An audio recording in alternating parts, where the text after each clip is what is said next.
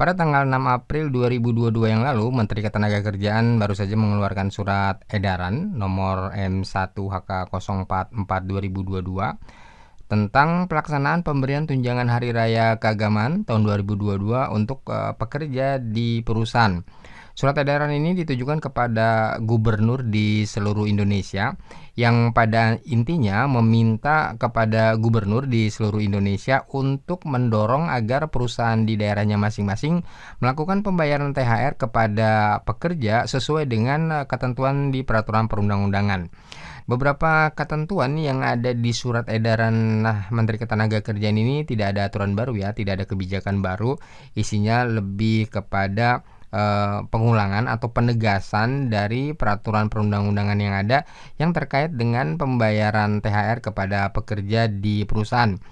Ketentuan peraturan perundang-undangan tersebut adalah PP nomor 36 tahun 2021 tentang pengupahan dan Permenaker nomor 6 tahun 2016 tentang pelaksanaan pembayaran THR pekerja di perusahaan.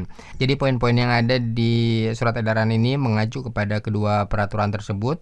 Seperti misalnya di poin 1 di mana THR keagamaan itu diberikan kepada pekerja yang masa kerjanya sudah 1 bulan secara terus-menerus atau lebih ya. Artinya kalau kurang dari 1 bulan maka pekerja yang bersangkutan tidak mendapatkan THR.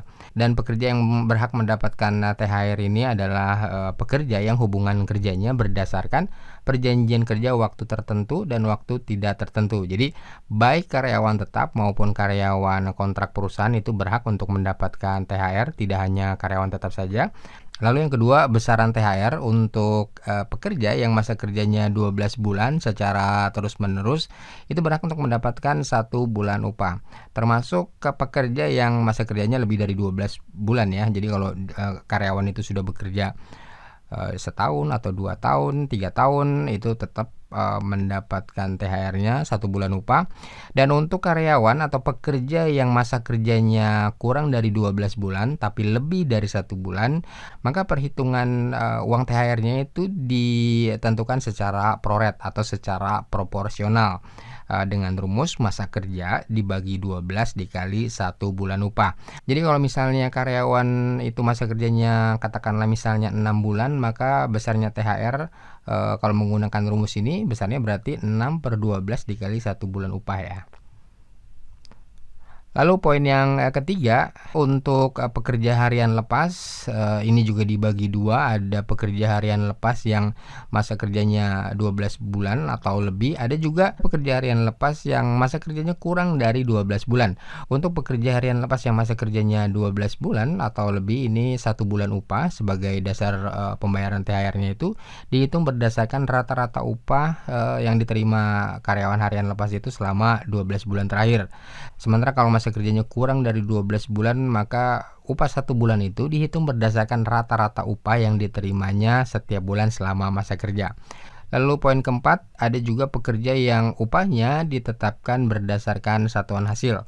Nah, untuk pekerja yang upahnya ditetapkan berdasarkan satuan hasil ini, maka upah 1 bulan sebagai dasar perhitungan THR-nya itu dihitung berdasarkan upah rata-rata 12 bulan terakhir sebelum hari raya. Lalu poin kelima, untuk perusahaan yang menetapkan nilai THR-nya itu lebih besar dari peraturan perundang-undangan yang ditetapkan di perjanjian kerja atau di peraturan perusahaannya, maka besarnya THR yang diberikan kepada karyawan adalah sesuai dengan ketentuan yang ada di dalam perjanjian kerja dan peraturan perusahaannya. Jadi misalnya di dalam perjanjian kerja atau di peraturan perusahaan ditetapkan nilai THR itu lebih besar dari peraturan perundang-undangan. Kalau di peraturan perundang-undangan tadi kan untuk karyawan yang sudah bekerja 12 bulan itu menerima 1 bulan gaji untuk THR-nya. Nah, tetapi kalau di dalam perjanjian kerja dan di dalam peraturan perusahaan itu ditetapkan lebih besar dari peraturan perundang-undangan, maka ketentuan yang ada di dalam perjanjian kerja dan di dalam peraturan perusahaan itulah yang digunakan dan bukan yang ada di peraturan perundang-undangannya. Jadi tergantung mana yang nilainya lebih tinggi, apakah di peraturan perusahaan atau di peraturan perundang-undangan. Lalu yang keenam, THR keagamaan itu wajib dibayarkan paling lambat 7 hari sebelum hari raya keagamaan. Nah, ini juga seperti yang diatur di dalam Permenaker nomor 6 tahun 2016, di mana Pembayaran THR itu wajib dibayarkan 7 hari sebelum hari raya keagamaan. Kalau misalnya perusahaan terlambat melakukan pembayaran dari waktu yang ditentukan dari 7 hari ini, katakanlah misalnya 3 hari lagi mau lebaran baru dibayar THR-nya, maka sesuai Permenaker nomor 6 tahun 2016 ini ada konsekuensinya ya, yaitu berupa denda, di mana perusahaan wajib membayar denda sebesar 5% dari total nilai THR-nya.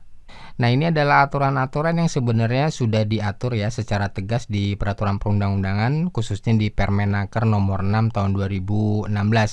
Jadi ketentuan-ketentuan ini sebenarnya hanya pengulangan saja atau penegasan saja dari aturan-aturan mengenai THR yang sudah ada.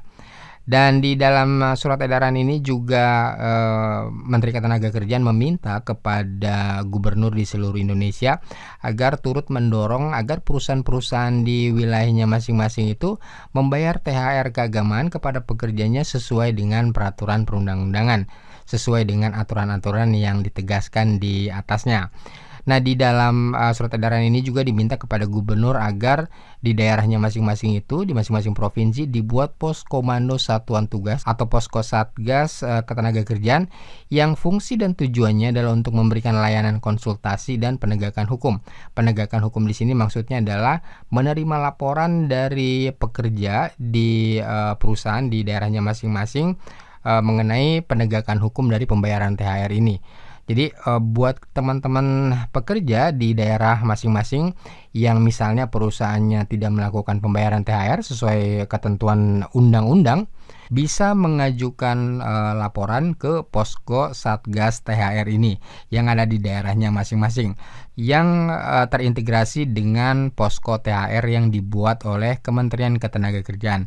Dan semoga gubernur-gubernur di seluruh Indonesia mencermati dan menaati surat edaran ini dan membuat posko Satgas THR ya, dan posko Satgasnya efektif sehingga pekerja di perusahaan yang tidak menerima THR, tidak dibayarkan THR oleh perusahaannya bisa melakukan pengaduan atau pelaporan ke Satgas tersebut dan kebutuhan teman-teman pekerja bisa terakomodir. Nah, demikian Sobat Legal Access, informasi mengenai surat edaran Menteri Ketenagakerjaan ini kami sampaikan. Semoga posko Satgas THR yang dibuat di masing-masing daerah bisa efektif ya, sehingga kita semua bisa menerima THR sesuai dengan peraturan perundang-undangan yang berlaku. Salam.